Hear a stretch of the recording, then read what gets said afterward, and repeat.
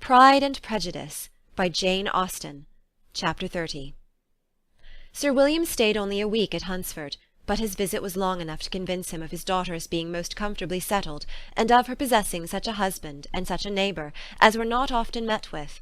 While Sir William was with them, Mr. Collins devoted his morning to driving him out in his gig and showing him the country, but when he went away, the whole family returned to their usual employments, and Elizabeth was thankful to find that they did not see more of her cousin by the alteration, for the chief of the time between breakfast and dinner was now passed by him either at work in the garden, or in reading and writing, and looking out of the window in his own book-room, which fronted the road. The room in which the ladies sat was backwards. Elizabeth had at first rather wondered that Charlotte should not prefer the dining-parlour for common use. It was a better-sized room, and had a more pleasant aspect, but she soon saw that her friend had an excellent reason for what she did, for Mr. Collins would undoubtedly have been much less in his own apartment had they sat in one equally lively, and she gave Charlotte credit for the arrangement. From the drawing-room they could distinguish nothing in the lane, and were indebted to Mr. Collins for the knowledge of what carriages went along, and how often especially Miss de Bourgh drove by in her phaeton, which he never failed coming to inform them of, though it happened almost every day. She not unfrequently stopped at the parsonage, and had a few minutes' conversation with Charlotte, but was scarcely ever prevailed upon to get out. Very few days passed in which Mr. Collins did not walk to Rosings, and not many in which his wife did not think it necessary to go likewise, and till Elizabeth recollected that there might be other family livings to be disposed of, she could not understand the sacrifice of so many hours. Now and then they were honoured with a call from her ladyship, and nothing escaped her observation that was passing in the room during these visits.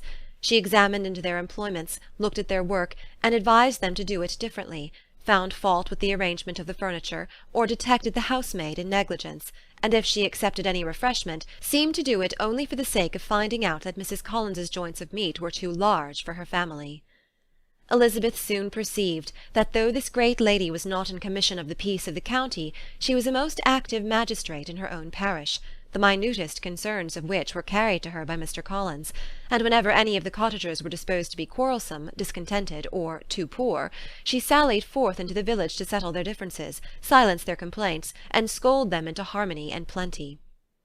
The entertainment of dining at Rosings was repeated about twice a week, and allowing for the loss of Sir William, and there being only one card-table in the evening, every such entertainment was the counterpart of the first. Their other engagements were few, as the style of living in the neighbourhood in general was beyond Mr. Collins's reach. This, however, was no evil to Elizabeth, and upon the whole she spent her time comfortably enough. There were half-hours of pleasant conversation with Charlotte, and the weather was so fine for the time of year that she had often great enjoyment out of doors.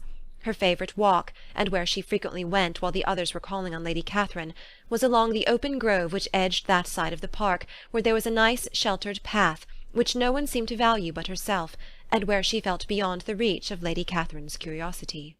In this quiet way the first fortnight of her visit soon passed away. Easter was approaching, and the week preceding it was to bring an addition to the family at Rosings, which in so small a circle must be important. Elizabeth had heard soon after her arrival that Mr. Darcy was expected there in the course of a few weeks, and though there were not many of her acquaintances whom she did not prefer, his coming would furnish one comparatively new to look at in their Rosings parties, and she might be amused in seeing how hopeless Miss Bingley's designs on him were by his behaviour to his cousin, for whom he was evidently destined by Lady Catherine, who talked of his coming with the greatest satisfaction, spoke of him in terms of the highest admiration, and seemed almost angry to find that he had already been frequently seen by Miss Lucas and herself. His arrival was soon known at the parsonage, for Mr. Collins was walking the whole morning within view of the lodges opening into Hunsford Lane, in order to have the earliest assurance of it, and after making his bow as the carriage turned into the park, hurried home with the great intelligence. On the following morning he hastened to Rosings to pay his respects.